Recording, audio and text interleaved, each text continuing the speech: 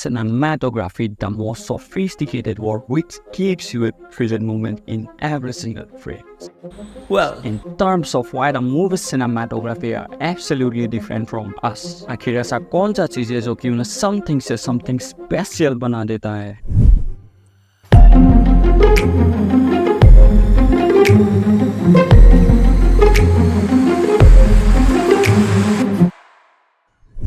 अच्छा, तो एक सिनेमेटोग्राफर और एक फुटबॉल प्लेयर में डिफरेंस बस ये रहता है कि एक फुटबॉल प्लेयर भागता है फुटबॉल के पीछे और एक सिनेमेटोग्राफर भागता है सिनेमैटिक शॉट्स के पीछे। दिन भर न्यू लोकेशन पूछते पूछते कभी यहाँ गए तो कभी वहाँ, और उसी बीच एक दो परफेक्ट शॉट मिल भी जाता है तो उससे लेके तुम एडिट करने बैठते ही हो कि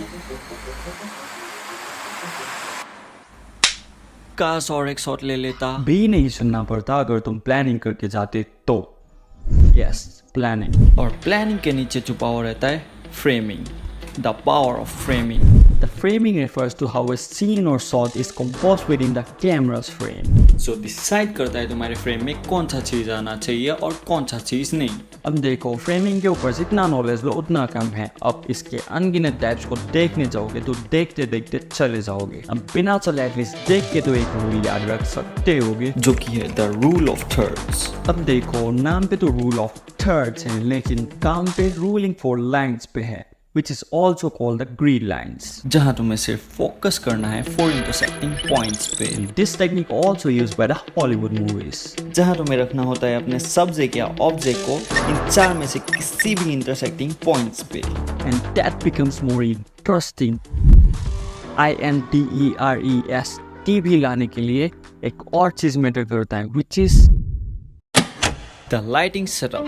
अब हॉलीवुड जैसा सेटअप चाहिए ना। अब हॉलीवुड इतना सस्ता थोड़ी ना है, अब चाहे कितना भी एक्सपेंसिव क्यों ना हो, इंडियंस है, देसी जुगाड़। बट तुम चाहे कोई सा भी मूवी सीन ले लो, तुम्हें हर एक सीन में एक कॉमन लाइटिंग सेटअप तो मिलेगा ही, जो कि है 3 point लाइटिंग, जो बेस्ड है 3 डिफरेंट लाइट्स पे, the key light, rim light and the back light. तुम इस वाले सीन पे देखोगे तो ऑब्जेक्ट पे सबसे ज्यादा लाइट गिरने वाला पार्ट है द की लाइट, जो होता है सबसे ब्राइटेस्ट लाइट। ऑब्जेक्ट के एजेस पे फोकस करोगे तो तुम्हें मिलेगा डिम सा light rays, which is the rim light and also called the low light. और अब बाकी रहता है द बैक लाइट, जो सेपरेट करता है ऑब्जेक्ट को बैकग्राउंड से, which keeps you a intentionally and interesting cinematic look.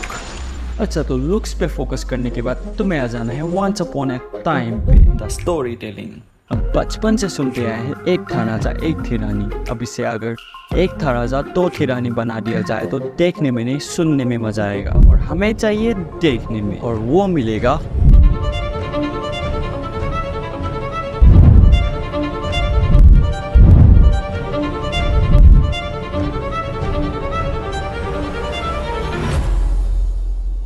At the heart of cinematography lies storytelling। और storytelling एक ऐसा पार्ट है जो किसी का भी इमोशंस को कंट्रोल कर सकता है, स्पेशली लड़कियों को, क्योंकि हीरो को विलन ने मारा भी नहीं होता और रोना शुरू। बट कहानी में ट्विस्ट तब आता है जब हीरो की एंट्री हो रही हो और जबरदस्त एक्शन होने ही वाली हो, और देखते ही देखते तुम खो जाते हो कि आगे क्या होने वाला है, एंड